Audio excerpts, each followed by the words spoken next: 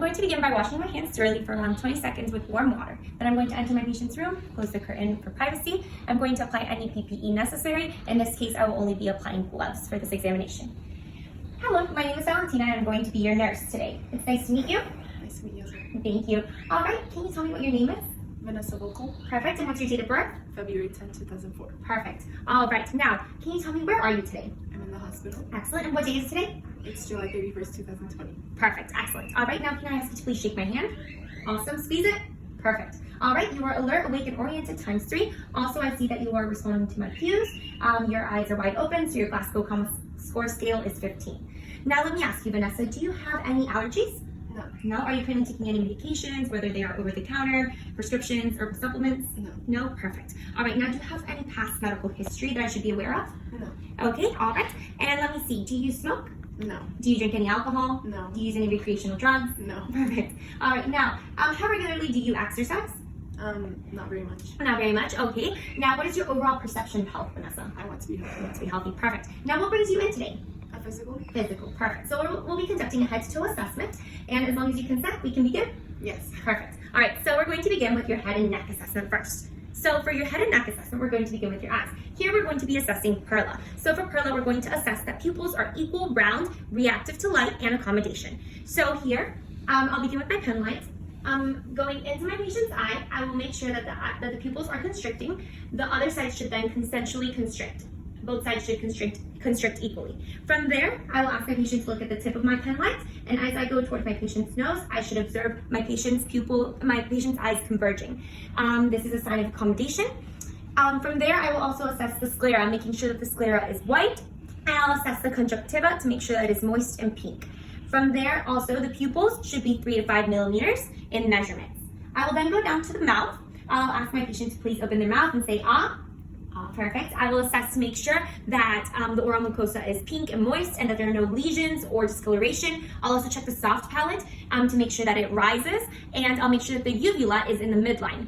All right, from there, I'll go on to the neck. So for the neck, I'll begin at the trachea. For the trachea, I'll make sure that it is along the midline. I'll palpate, not directly on the trachea, but I'll palpate to make sure that there is no shift. From there, I'll go on to the carotid pulse. So for the carotid pulse, I'll do one pulse at a time. And then from there, I'll go on and I'll assess the cranial nerve 11. So this is shoulder shrugs. I'll ask my patient, please shrug your shoulders. Perfect. Now can you please turn your head to this side, to the other side? Now I will place some resistance. So I'll ask my patient again to shrug their shoulders. Excellent. Now can you turn your head this way? Perfect. And the other way? Excellent. All right. Then we'll go on to the respiratory assessment. So for your respiratory assessment, we're going to begin with inspection. For inspection, we're going to have my patient stand up, please. I'm going to be assessing first the anterior-posterior diameter. So this is the front to back portion. This should be 1. Then I'll ask my patient to turn around and I'll assess the transverse diameter. From side to side, this should be 2. So the ratio should be 1 to 2. If it is 1 to 1 or 2 to 2, then this indicates a barrel chest, and this is a sign of COPD. So this is seen in COPD patients. Then I will look for any congruence in color. The color should be congruent with her ethnicity, which in this case it is. I'll check that there's no cyanosis.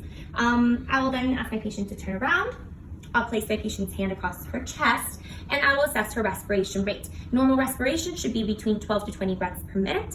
At this moment, I will also assess to make sure that there is no usage of accessory muscles in breathing. I will also check the O2 saturation, which should be 95% or greater.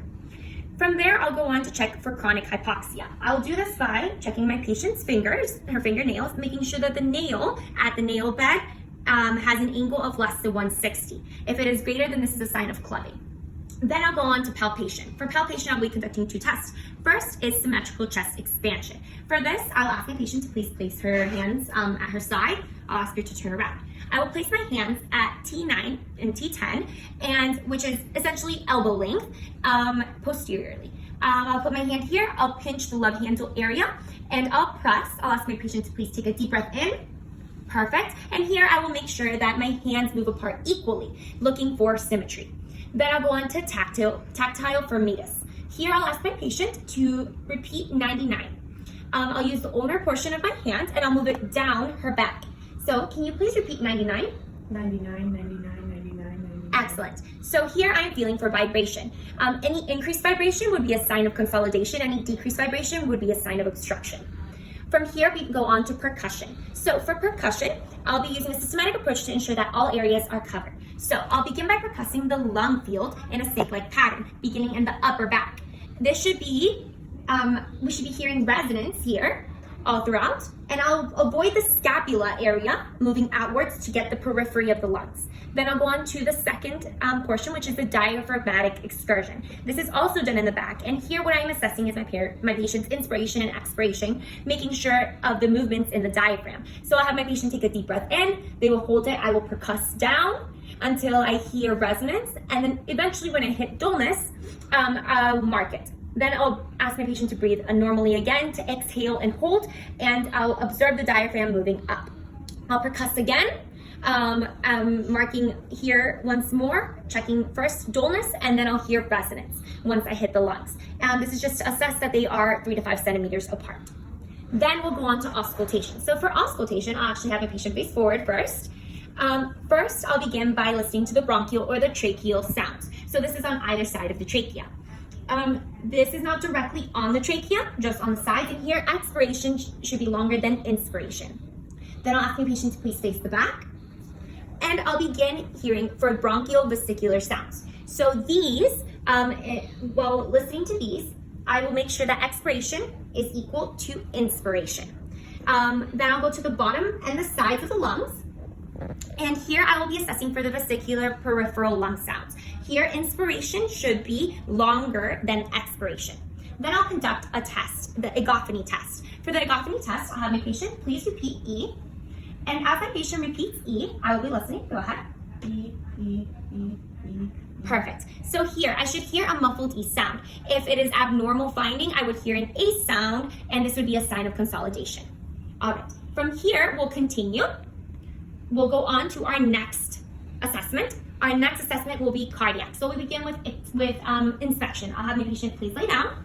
And here we'll go on to the jugular vein distension test. So for the jugular vein distension test, I'll be using the 2-ruler test. For the 2-ruler test, I will remove my patient's pillow, grab 2 sets of rulers. I'll place my patient's head at about a 30-degree angle, and I'll stand at the side of my patient. I'll ask my patient to please turn their head to the left. Perfect.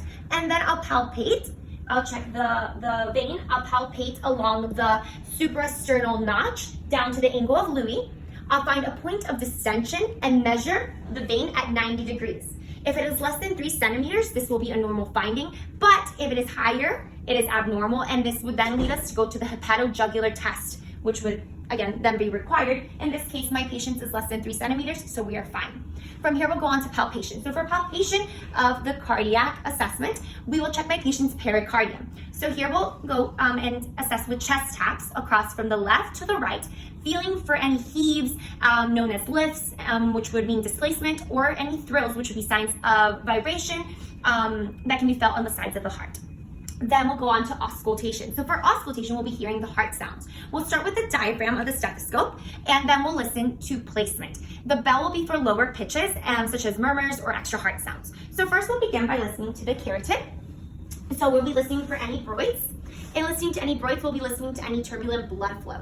So from there, we'll go on to the suprasternal notch. In the suprasternal notch, we'll walk our fingers down to the angle of Louis. And at the angle of Louis, I will be listening to the second intercostal space of the right sternal border. So that will be around here.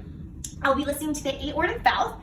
Here I'll be listening to S2 the loudest. Then I'll go to the left second intercostal space, which is in the left sternal border of the heart, of the chest. And here I'll be listening for the pulmonic valve. This, I will also hear S2 the loudest. Then I'll go slightly down to the third or fourth intercostal space of the left sternal border, and here I'll hear the tricuspid valve, and I'll hear S1 the loudest here. Then I'll go on to the left midclavicular line, and this will be between the fourth and the fifth intercostal space. Here I'll be listening to the mitral valve, and S1 will be heard the loudest here. This is also the point of maximal impulse. S1 will be the lub, and this is the start of systole. S2 will be the dub, and this is the end of systole and the beginning of diastole. From here, in this case, there are no suspicions of murmurs or extra hard sounds, but if there were, I would use the bell of the stethoscope and I will auscultate for any extra hard sounds or murmurs, such as S3, which S3 is a ventricular gallop. This can be physiological in children, young adults, as well as younger women who are under the age of 40. This can also be pathological, and it can be seen in patients with extra fluids, such as CHF, or in the first 2 trimesters of pregnancy. S4 is before S1, and this signifies stiff ventricles.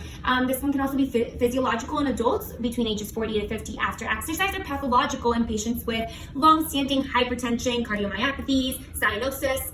I can also listen for any murmurs, which are turbulent blood flow. Some can be palpable, such as thrills, and I'll test to see if they're systolic, which would be pathological findings, or physiological findings, or diastolic, which would mean just pathological findings.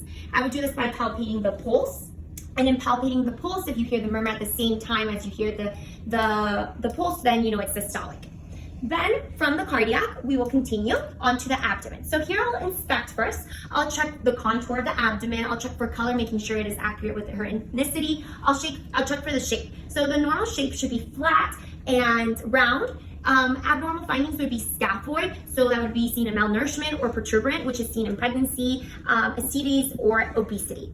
I'll also check for any scars from previous surgeries. I'll then go on to auscultation. So for auscultation, I'll do this directly on the patient's skin. I will not do this through the gown. I'll use a systematic approach, dividing the abdomen into 4 quadrants, and I will auscultate for 5 minutes in each quadrant. So first, I'll start at the right lower quadrant, which is right over here. This is at the ileocecal valve. The ileocecal valve is where paracelsus usually begins. Then I'll make my way up to the right upper quadrant, then to the left upper quadrant, and then down to the left lower quadrant. From there, I will listen to the bowel sounds, which should be between 5 to 30 bowel sounds per minute. And if there are less than 5, this is hypoactive, and if there are more than 30, this is hyperactive. I'll also be listening to any baragonists.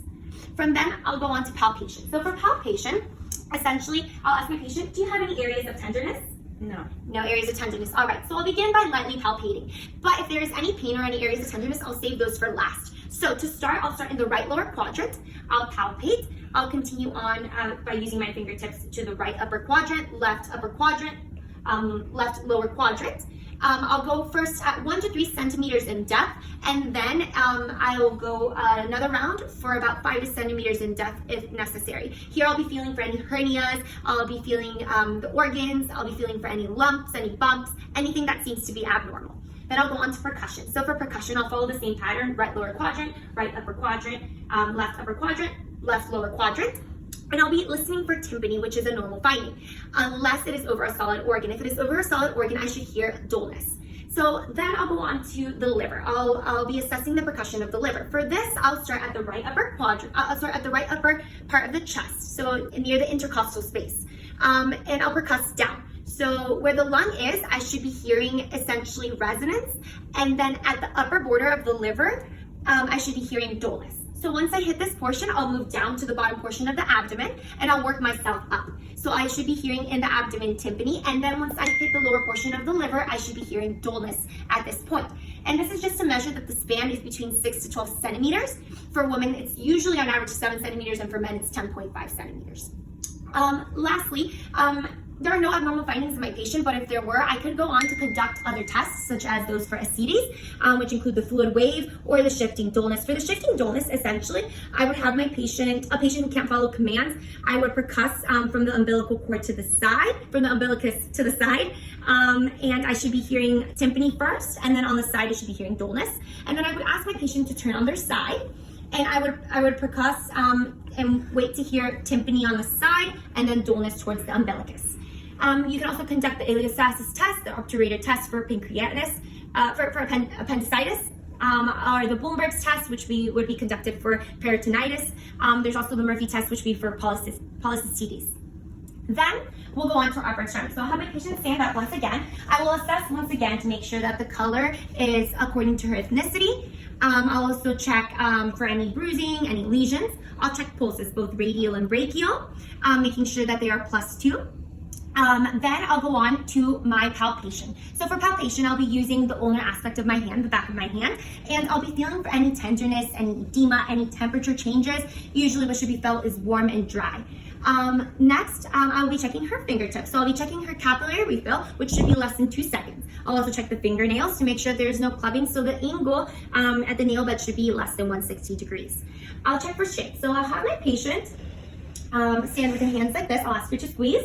Perfect. And then I'll apply some pressure and have my patient resist. Very good. Her strength is excellent. Then we'll go on to range of motion. So for range of motions, I'm going to first start with the cervical spine. So for the cervical spine, there is extension, which is just the neutral position. There's flexion, where you put your chin down. There is hyperextension, which you put your head back. There is rotation, which is from side to side. Then there's also lateral bends, which is basically your ear to your shoulders. From there, we go on to the thoracic and lumbar spine. So for the thoracic and the lumbar spine, we will assess extension, which is just straight. Then we'll assess flexion, which is bending down. Then hyperextension, which would be bending back. We have our lateral bends, which are from side to side, and our rotation, which is essentially a twist.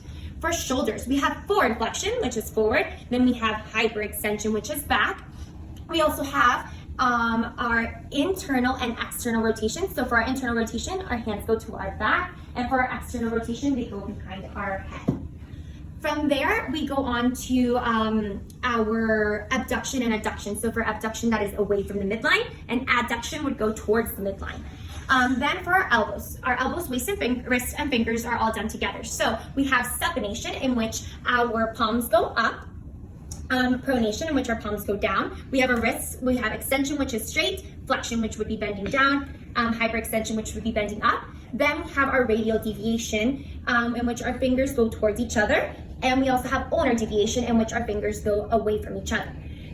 For our fingers, we have flexion, in which you form a fist. We have extension, in which they go straight out. We have abduction, in which you fan. And we have adduction, in which they come close together.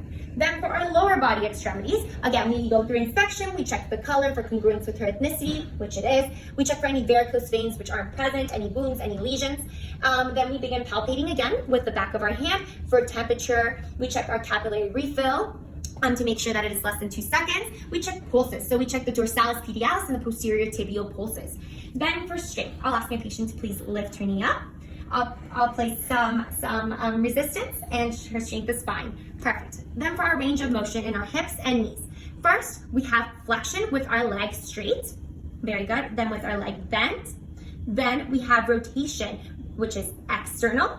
And then we have internal rotation as well. We have abduction, which is away from the midline, and adduction, which is towards the midline. Then for our knee, we have extension, which is just straight, or flexion, which is slightly bent. Very good. Then for our ankles, toes, we will first begin with plantar flexion, which is essentially pointing your toes like a ballerina. Then we have dorsiflexion, which is facing up. From there, we go on to inversion, in which our pinky hits the floor, and eversion, in which our big toe hits the floor and our pinky faces up. For the toes, we will show with our hands, but essentially it's the same as our fingers. We have flexion, in which we kind of form like a fist. We have extension, in which they extend out. We have abduction, in which you fan them out, and adduction, in which they come together. Then I'll ask my patient to please walk normally. Perfect. And then I'll ask her to walk heel to toe, heel to toe. Here I'll be assessing her gait and making sure it is normal. Lastly, we will go on to our GI assessment. So for our GI, I will ask my patient a few questions. So how many times a day do you usually urinate? 5 to 6. 5 to 6, perfect. Now, what is the normal color of your urine? Light yellow. Light yellow, all right. So it should be clear to light yellow. Any odors? No. No, odorless. That's normal findings. Now, do you have any other concerns? No. Perfect. Excellent. So then we go on. And because my patient is a female, I will conduct a breast assessment. So for the breast assessment, I will essentially ask my patient to lift her hands above her head. Here we'll be assessing inner portion around the nipple and outward without missing any spots. So here we'll be asking if she is feeling any pain. We will check to see if there's any orange peel dimpling or if there are any lumps. We'll check for any tenderness, any swelling. And then I'll ask my patient to have a seat, and I'll educate my patient on this self-breast assessment. I will explain that this should be done in the shower once per month, usually after your period, which is when your breasts are the least inflamed. I'll tell my patient that it's best to use hot soapy water when feeling the skin, and that she should never miss the tail spence and the axilla, because this upper and outer area is usually where it's most prominent to see lumps or bumps. Then I'll ask my patient, do you have any other concerns, any questions? No. No? All right. Well, then this concludes our exam. I will thank my patient. Thank you so much for coming in today. It was great to see you. You too. Awesome. And then I will remove my gloves, wash my hands, and that concludes